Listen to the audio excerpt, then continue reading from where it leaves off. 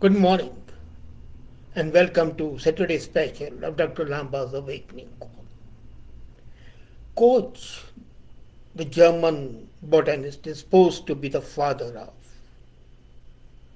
modern botany, plant life, science of plant life, and they say he was the first person who could give a scientific analysis. Possibly they are not aware, and most of the people are not aware, that ancient Hindu science of plant life is very well developed, and what the scientists can't even think today was incorporated in Vrikshayurveda. Vrikshayurveda, as the name itself shows, is Hindu science of plant life. It's an ancient science, and its name basically means Ayurveda for the trees. Vriksha's tree. It's an Indian name, Sanskrit, Hindi, Punjabi, whatever. And Vriksh Ayurveda deals with all species of trees and their healthy growth and productivity. Vriksh Ayurveda optimizes the productivity of plants and allows them to control the pests and diseases without using chemicals.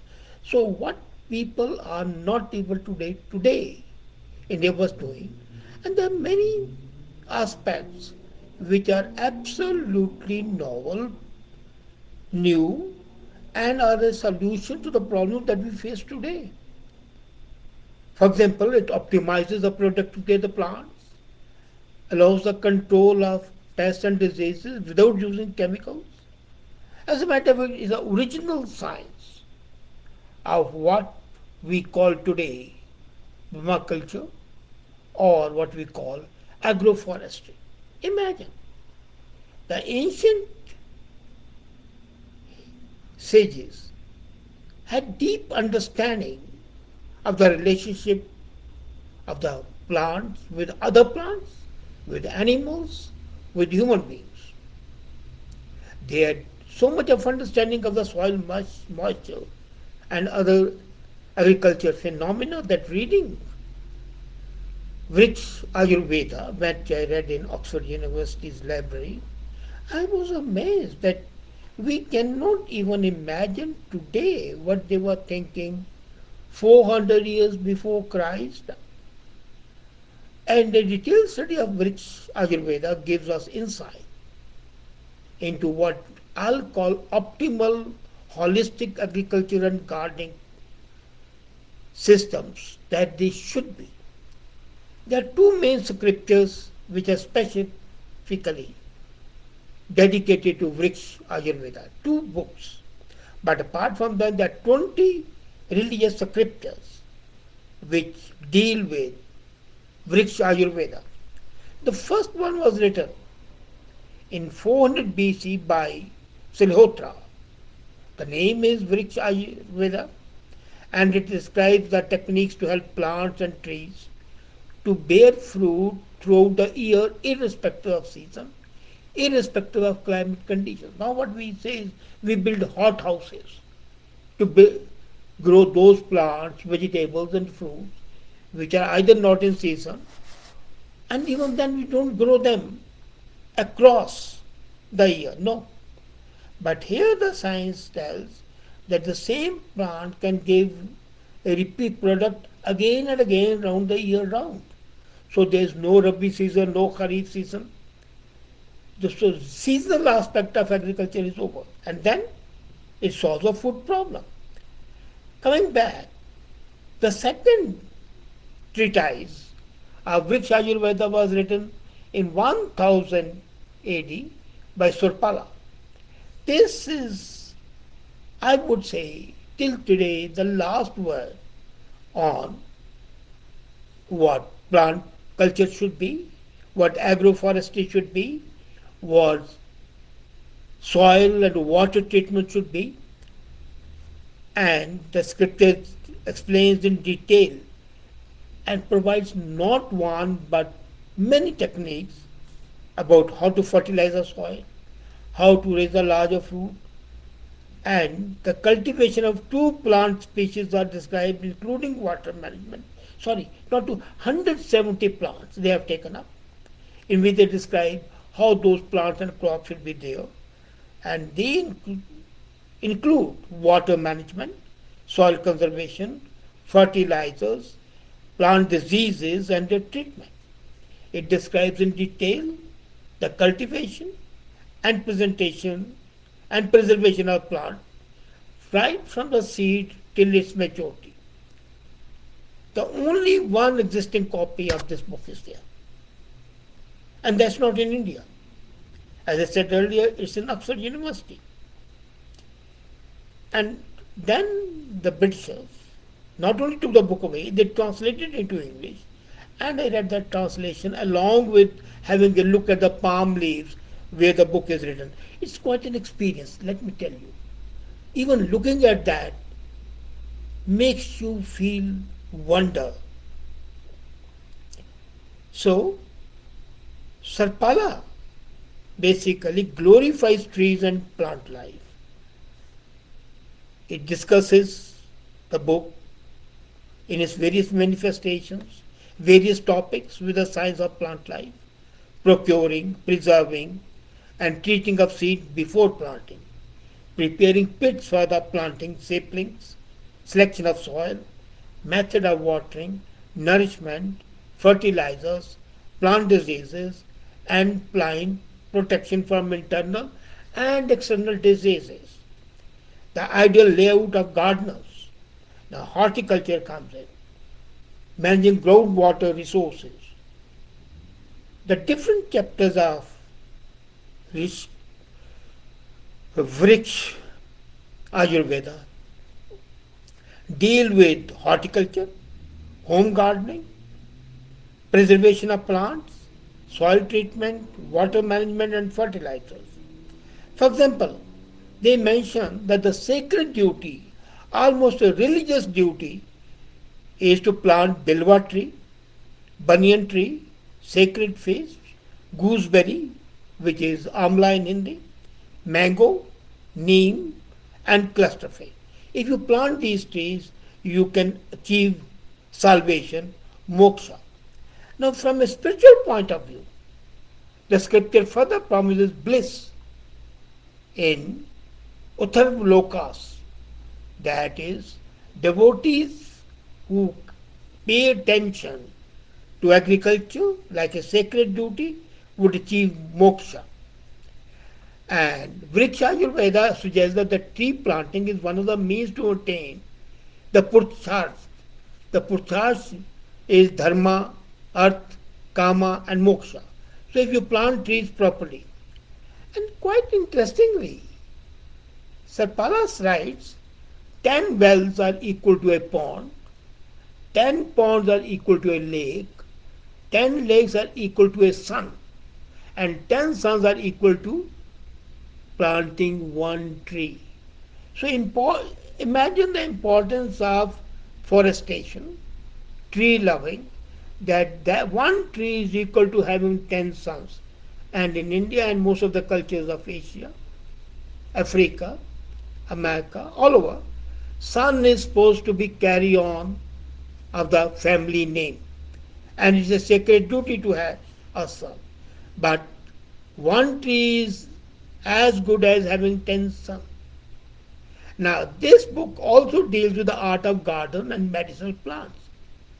Actually, the ancient sages recognized the importance of cultivation, conservation, harvesting methods, and sustainable source of supply of nutrients, that's ahara, and medicines, that's aushadhi. So both the food and aushadhi is medicine should be from the plants. Now we are coming back.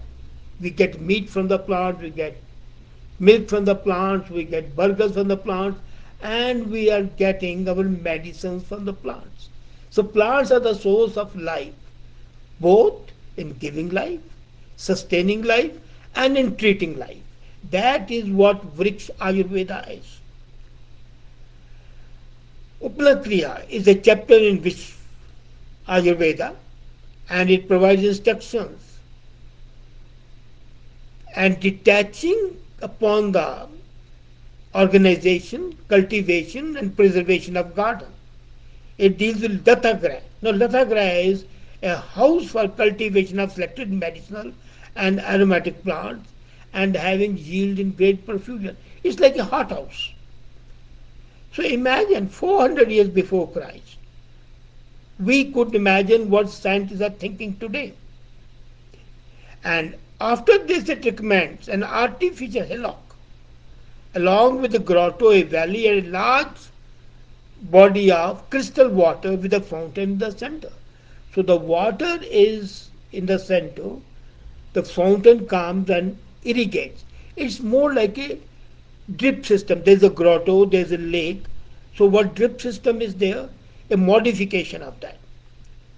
The chapter on Chitrakana is very astounding, and techniques such as how to make a plant bloom throughout the year, irrespective of the season. Now, can you believe that you can have a palm tree here in Canada, a banana tree over here? It is not possible from climatic point of view unless you have a hothouse. But then they say no, it's quite possible. And not only that, they can bring forth premature maturity of plants and fruits and change the shape and the form of the trees.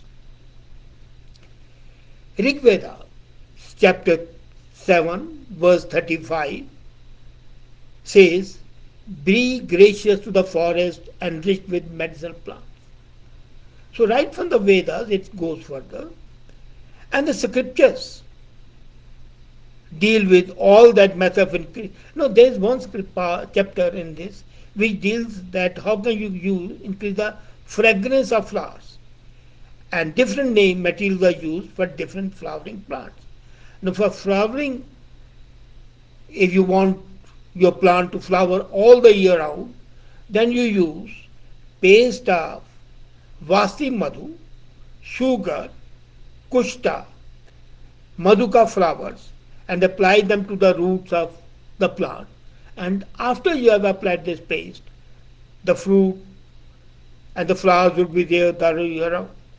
Suppose there is a seedless variety, and you want to, like papaya has seeds, but you want to have seedless plants.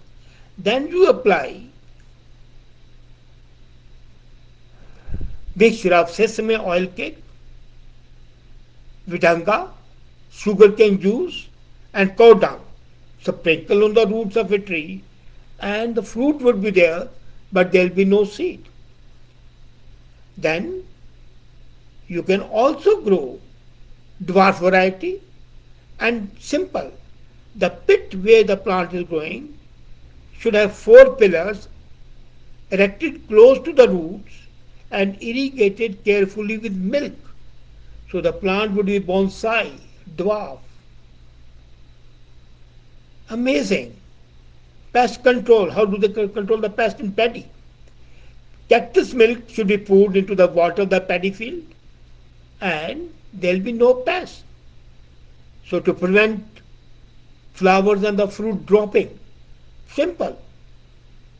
Astapheda, what we call heen, is applied to the root of the plant with a fine bandage around it, and the flowers would not drop, they will still be there in the roots. Same the fruit, they will not drop by themselves.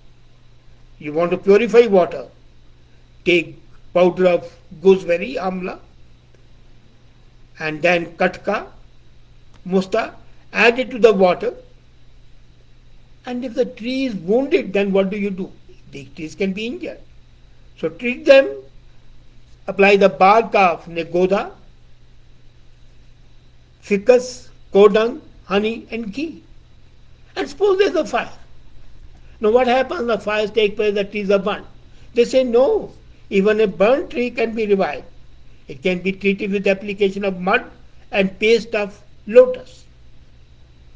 It's a precise classification of plant types, soils, and techniques is also given.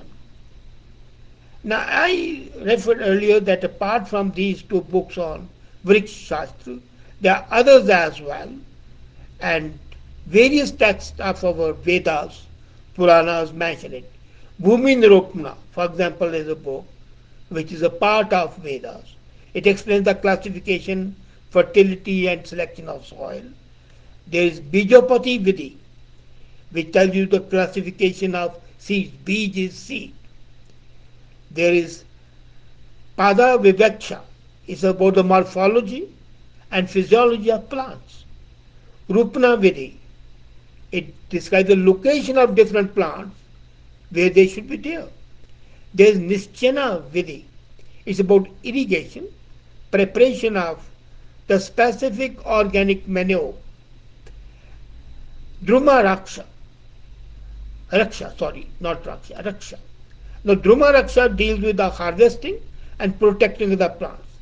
Taru Chikitsa, this is about Tridosha. Like the Ayurveda, body has doshas, defects, so have the trees, so it deals with that. And Upasana Kriya is maintaining the herbal garden. Taru Mahima talks about the importance of plants. Chitrikana. Now, if you see that these scriptures, which people are not aware, but they were written between 400 BC to 1000 AD. In these 1400 years, a huge work was done, and that's why India was called the land of milk and honey. Not like that. And if we adopt those techniques, the problem of hunger that we are facing today can be solved. And I was really impressed when I read how they have divided the soils. There are 3 types of soils, and this is in the chapter of Vrikshayurveda by Salotra. First type is Anupa Desha. The land is fertile. Jangla Desha. Jungle is forest. Here the land is dry and barren. Groundwater level is low. Then Sadharana Desha is a moderate one. And then he goes on to say that how you can convert with proper system a Jangla land into Sadharana land into the most fertile land called Anupadesha. And those lands can be remedied. What we call the remediation was described there. Now, harvesting is very interesting.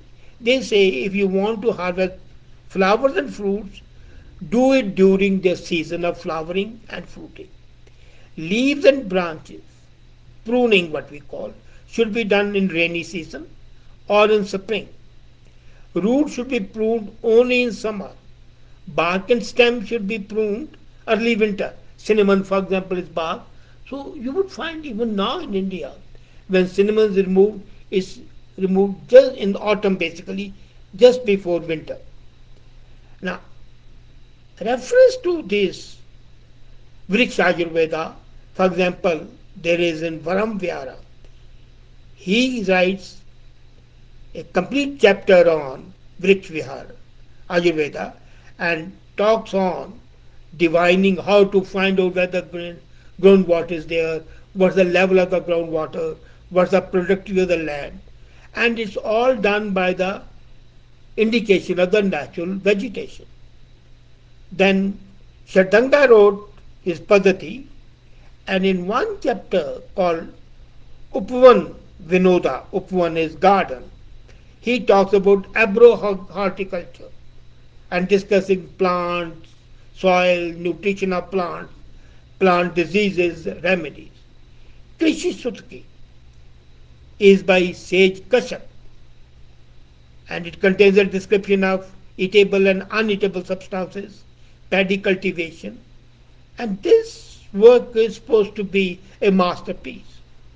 Amritoksha, this is a Sanskrit lexicon compiled by Pandit Amar Simha, and it has got chapters on Bhumi Varga, Vanaspati Yatra, and like that.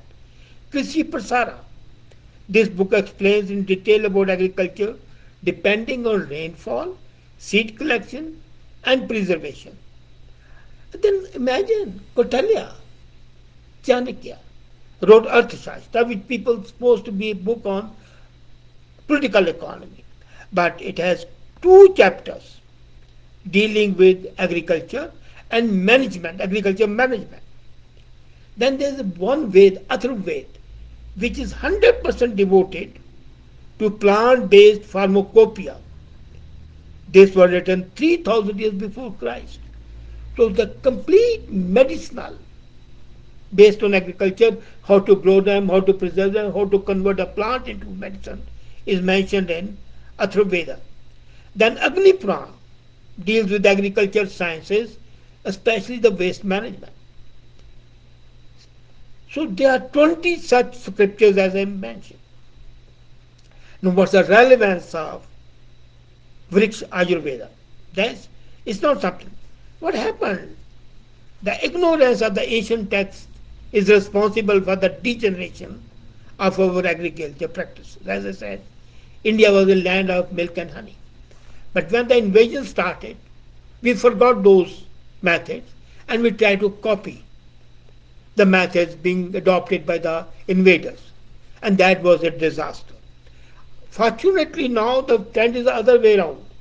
The botanists and the agro scientists are going into for Vrikshayurveda and adopting those techniques. There is a growing recognition today for the need of incorporating the traditional system, both for the modern medicine as well as for the agriculture. The medicinal herbs, are extremely important. Today we have three major problems. One is the food shortage.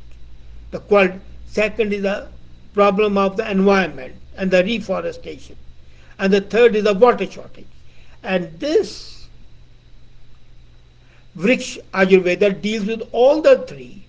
And as I say, you can have a crop round the year. You can have multiple crops. All that is, if adopted today, can meet and solve the problem of food shortage, water shortage, as well as malnutrition and Medicare. Can there be better work? We need to revive that. And the sooner we do, the better for the world. Thank you.